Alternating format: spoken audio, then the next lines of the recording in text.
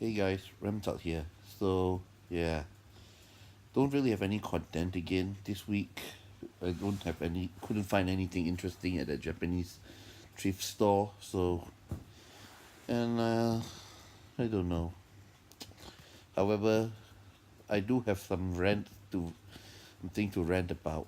So, here's another of those bed rant videos. So, yeah, Daniel Tiger. I'm a big fan of Daniel Tiger, if you haven't already figured out. Well, not as big as Puppy, Sis Scarlet Violet, or any of the other or any of the Hallmark interactive story buddies or stuff that's in the my emblem. But yeah, I'm rather big fan of Daniel Tiger. I bought every single one of the albums except the last one because it's not available in Malaysia. Bought every single one of the apps, and here lies the beef. See, on Friday I discovered that PBS Kids have pulled all the apps from the Malaysian App Store and the Malaysian Google Play Store. Now, I paid almost up to $200 for those apps, so definitely I wasn't pleased. I'm very concerned about the ability to download the app since it's already pulled. I'm very concerned that if anything should happen to my iPad and I need to get a new one, I wouldn't be able to download ever again. And that has happened before. My iPad Pro had actually developed a fault, and I had to send back for repair once, and instead of repairing it, they gave me a new iPad. And already some of the apps I couldn't download. But yeah, I digress. Daniel Tiger. So the apps are not available anymore, and yeah, that's my main concern. But even worse still is I paid money for those apps, up to 200 Malaysian ringgits. So I paid money for those apps, and suddenly I'm denied ability to download them again. What gives? It's still available in. I actually contacted Fred Rogers Productions about this, and they actually contacted PBS Kids and got back to me and said that PBS Kids actually pulled it from every country except the US. But yeah, they would not take action on my behalf.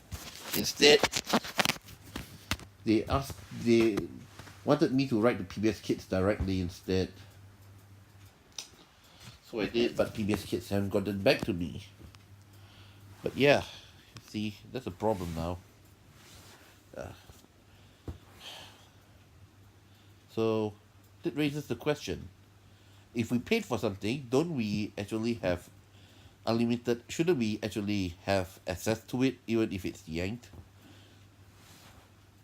Or, you know, I know I'll still have access to it for now, but yeah, if anything happens to my iPad, my concern is I won't be able to download it ever again.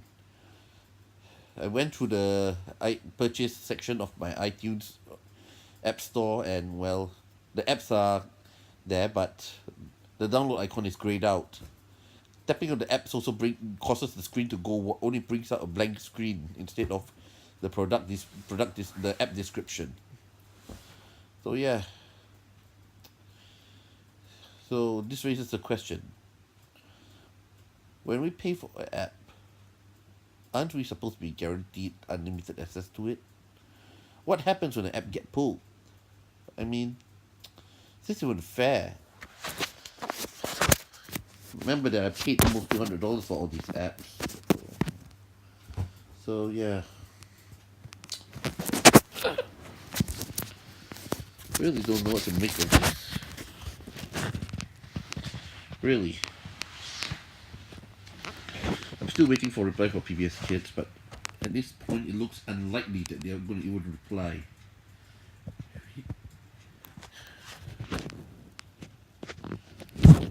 Bad enough that some of the Daniel Tiger apps are US only. The newer Daniel Tiger apps are US only. I mean, the parents app is US only, but the other six apps were available worldwide until I don't know, early this month or last month. But yeah, I'm really upset over this. Very seriously. I mean, $200. Come on. Now I won't be able to download it onto the iPad anymore if anything should happen again. Or even worse, even if they do allow up downloading, if some fundamental change that happens with the next version of iOS and that requires them to fix the bug, I won't be able to receive it.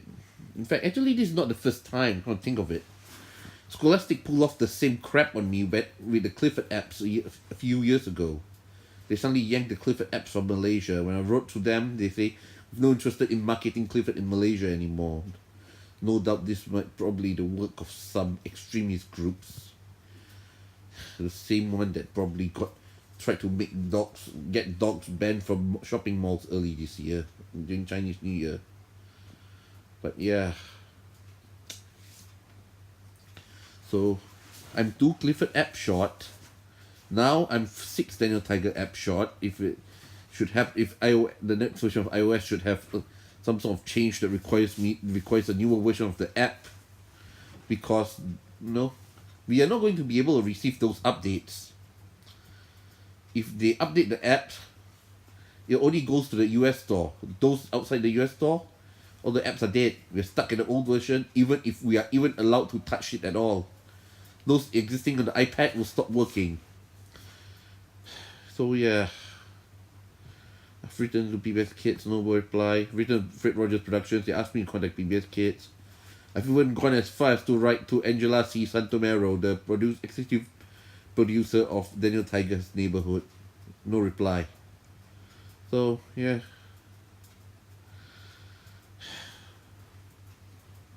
Yeah. Really unfair. I mean, I paid for those apps. I keep going back to this. Yeah, I'm sorry, I got Asperger's, so you hear me like broken tape record sometime, but yeah, jump cut. So yeah, now I understand why some people they want physical media. This kind of bullshit cannot happen with physical media. When you buy a CD, nobody can take it away from you. Although whether you can rebuy the CD when it get damaged, or you are eligible for patches, yeah, that's another question. But you know that you always have access to the physical media, and if you build a proper computer or have the proper console, you'll still be able to play it no matter what. This kind of bullshit. I understand now why people are so afraid of digital downloads. For the publisher to just be able to yank the apps away from you, even though you paid money for it, and not give you a refund. Don't get me wrong, I don't want a refund. What I want is my app back. I want Daniel Tiger back. But yeah, I can see now why people like physical media. But yeah, this kind of stupidity cannot happen with physical media. Once you buy it, it's yours forever. No matter what, physical media will always be yours. Too bad there's no way to have physical media on an iPad. And well, things get worse on the iPad too. Apple doesn't let you take backups anymore. You can't back up your iPad with iTunes anymore. So they have more granular control over what apps you can have, and if the publisher pulls, they can ensure you can't have it anymore either. Ditto for Google, there's no way to back up an app APK from your device without jailbreaking it or rooting it. But yeah, you know what? This kind of bullshit is good.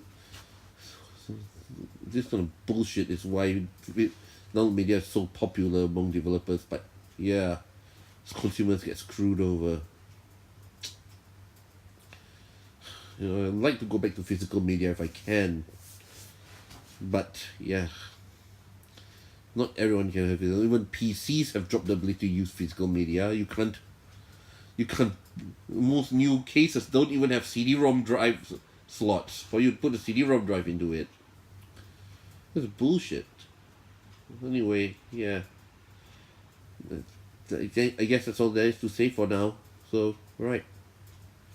So it's Remchout signing off.